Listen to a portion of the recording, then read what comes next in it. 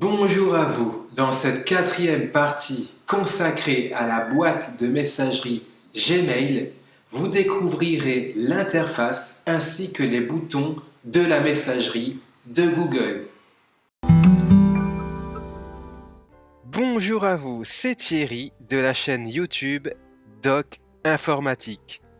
J'espère que vous vous portez à merveille et nous allons continuer dans cette vidéo à découvrir la boîte de messagerie Gmail. Attention, ce cours fait partie d'une liste de vidéos traitant de Gmail. Si vous souhaitez revoir les vidéos précédentes, veuillez cliquer sur le petit i en haut à droite de votre écran. Maintenant, voyons ensemble les icônes importantes de Gmail. Le premier ici vous permet de sélectionner tous les messages que vous avez reçus. Voilà. Ici, cette icône vous permet de signaler comme spam les messages que vous avez reçus. C'est-à-dire que c'est des messages que vous ne désirez plus. Donc, vous les signalez comme spam. Et vous ne recevrez plus de messages de l'expéditeur qui vous envoie du courrier indésirable. Ici, vous avez une petite poubelle qui sert à supprimer les messages sélectionnés. Et ici, vous avez l'icône qui vous sert à déplacer un email reçu dans une autre section. Vous pouvez déplacer les adresses email dans l'un de ces trois onglets. Principal, réseaux sociaux ou promotion. Exemple, si pour vous les messages reçus de Doc Informatique relèvent plutôt de la promotion, il faut le déplacer dans l'onglet promotion. Ce qui aura pour conséquence de mettre tous les futurs emails de Doc Informatique dans l'onglet promotion.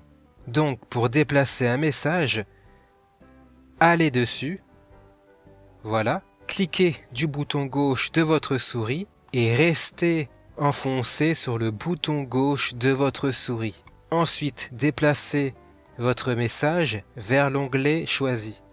Donc dans ce cas, c'est l'onglet promotion.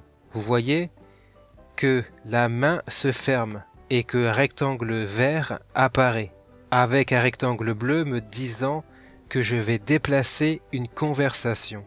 Je peux relâcher mon bouton gauche comme j'ai choisi l'onglet promotion. Et voilà, un message en bas de l'écran apparaît pour savoir si les prochains messages reçus de Doc Informatique seront dans l'onglet promotion ou non. Donc vous avez le choix de valider ou non. Ici, vous voyez qu'il n'y a plus le message de Doc Informatique car je l'ai déplacé dans l'onglet promotion. Si je clique une fois du bouton gauche sur l'onglet promotion, vous voyez que le message de Doc Informatique apparaît ici. Donc, vous pouvez trier vos emails que vous avez reçus de cette manière. Lorsque vous allez sur un message reçu, comme celui-ci, vous voyez que des icônes apparaissent.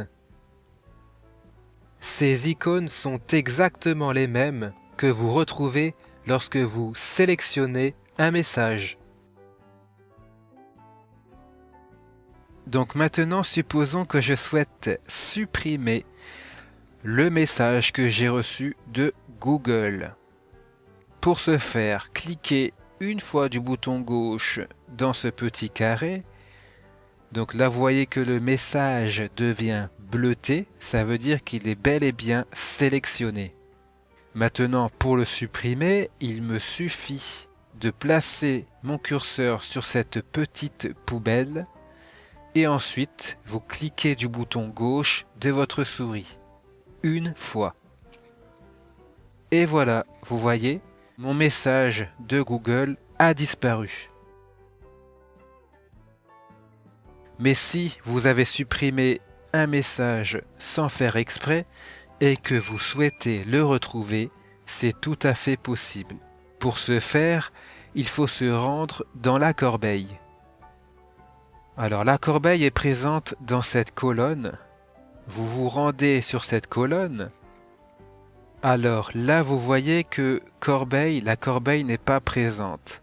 Donc il faut cliquer sur plus. Et ensuite, vous descendez avec la molette de votre souris vers le bas. Voilà. Vous voyez ici, il y a la corbeille. Donc faites un clic gauche une seule fois dessus. Et voilà, nous sommes dans la corbeille. Effectivement, ici, vous voyez le message qu'on vient de supprimer il y a quelques minutes.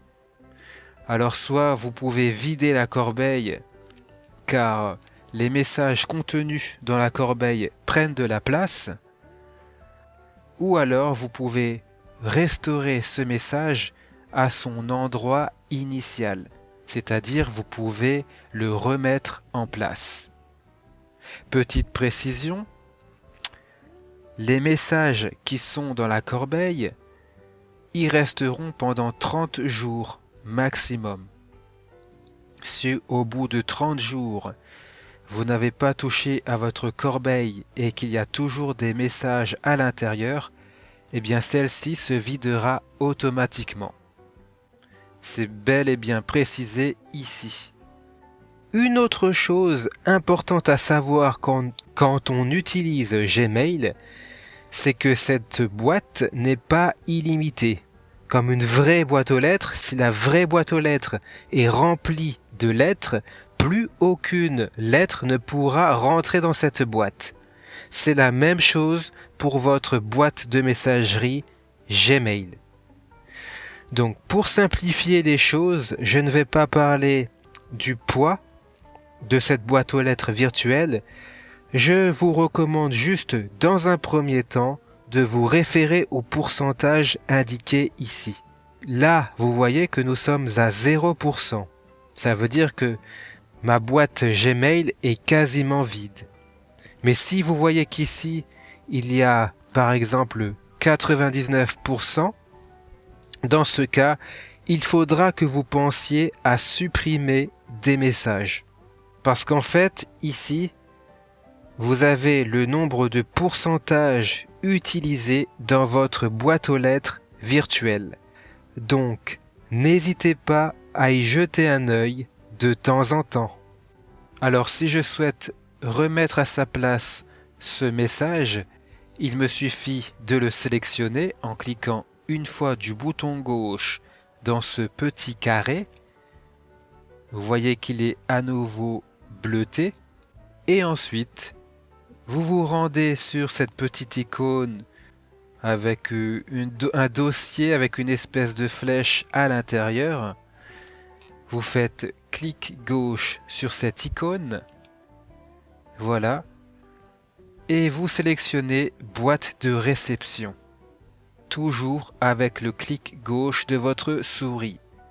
Cela va déplacer votre message dans la boîte de réception. Je clique. Vous voyez que le message a disparu de ma corbeille. Maintenant, si je me rends dans cette colonne, je monte ma molette de la souris vers le haut, comme ceci. Donc là, je retourne dans ma boîte de réception. Donc je me place dessus.